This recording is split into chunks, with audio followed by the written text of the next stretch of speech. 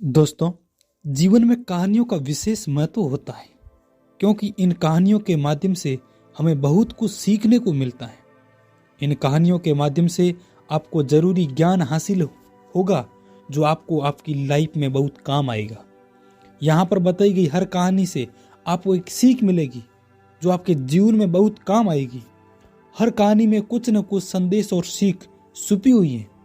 तो ऐसी कहानियों को हम इस वीडियो के माध्यम से ज़रूर देखें और अपने दोस्तों और परिवारों के साथ में शेयर ज़रूर करें।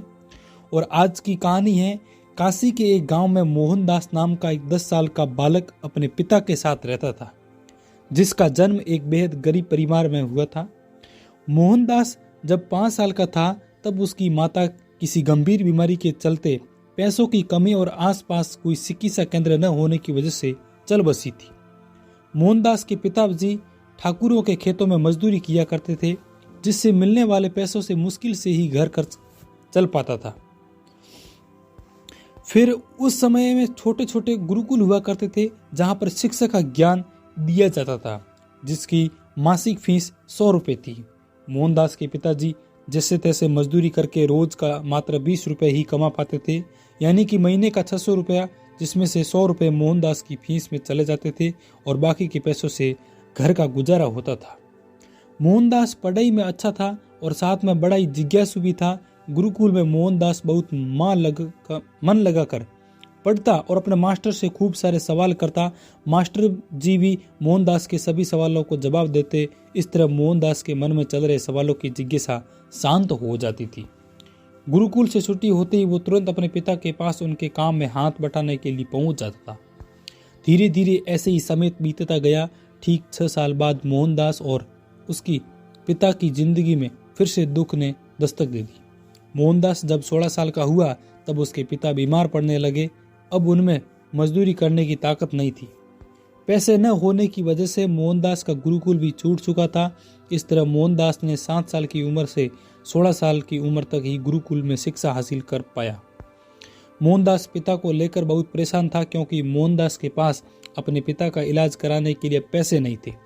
जैसा कि मोहनदास बड़ा ही जिज्ञासु बालक था, जिस वजह से वो किसी भी अमीर इंसान को देखता तो अपनी जिज्ञासा के बारे में सोचने लग जाता। इन सब हालातों के चलते मोहनदास के दिमाग पर एक ऐसा असर हुआ कि मजदूरी करने लगा। मोहनदास वो हर संभव प्रयास करने लगा जिससे उसके पास धन आए और वो अपने पिता की बीमारी का उपचार करवा सके। मोहनदास ने दिन रात मेहनत की और अपने पिता का उपचार करवाया। मोहनदास के पिता की हालत सुधरने लगी और देखते ही देखते पिताजी स्वस्थ हो गए। पिताजी मोहनदास की मेहनत से बहुत खुश थे। मोहनदास के पास अब इतना धन हो चुका था कि मोहनदास ने एक खेत और एक गाय खरीद ली थी। जिन हालातों के चलते मोहनदास ने ये कदम उठाए थे, आज उसी की बदौलत मोहनदास के पास खूब धन था, जिससे उसकी जिंदगी की लगभग सब जरूरतें पूरी हो गई थी। मोहनदास जिज्ञासु होने की वजह से बड़े बड़े धनवान लोगों की जिंदगी के बारे में जानने लगा, जिसका असर मोहनदास के दिमाग पर यह हुआ कि उसकी मानसिकता अब ये बन चुकी थी कि अब धन ही सब कुछ है, धन से कुछ भी खरीदा जा सकता है। मेरे पास जितना धन होगा मैं उतना ही खुश रहूंगा और मेरे पिता भी। अपनी इसी इच्छा को पूरा करने के लिए मोहनदास ने दूध का व्यापार शुरू कर दिया और यहीं से शुरू हुआ सफर मोहनदास के धनवान बनने का। अब देखते ही देखते उसकी जरूरतें इच्छाओं में बदलने लगी। अपनी इच्छाओं को पूरा करने के लिए मोहनदास धन का सहारा लेता है। कुछ समय बाद मोहनदास के पिता अपनी इच्छा जताते हुए, बेटा अब तुम जल्दी ही शादी कर लो, मेरी जिंदगी का अब कुछ पीटिए नहीं, कब क्यों हो जाए।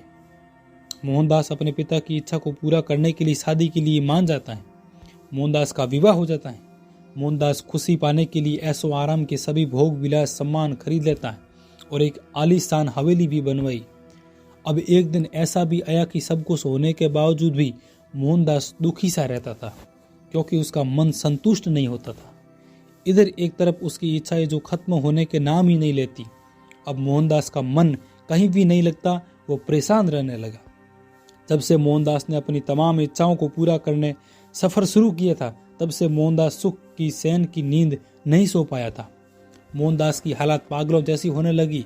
उसे संतुष्टि नहीं मिल रही थी। उसे समझ नहीं आ रहा था कि क्या करे। इधर भगवान बुद्ध ने नेपाल से बौद्ध धर्म का प्रचार करते हुए भारत में काशी की तरफ आ रहे थे। भगवान बुद्ध काशी के एक गांव में रुके हुए थे।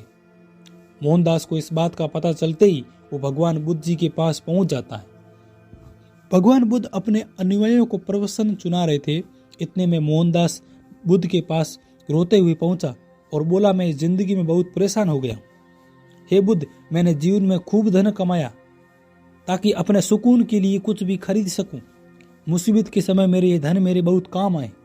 इनसे मैंने अपनी हर सुख सुविधा की वस्तुएं खरीदी जिनसे मुझे बहुत खुशी मिली।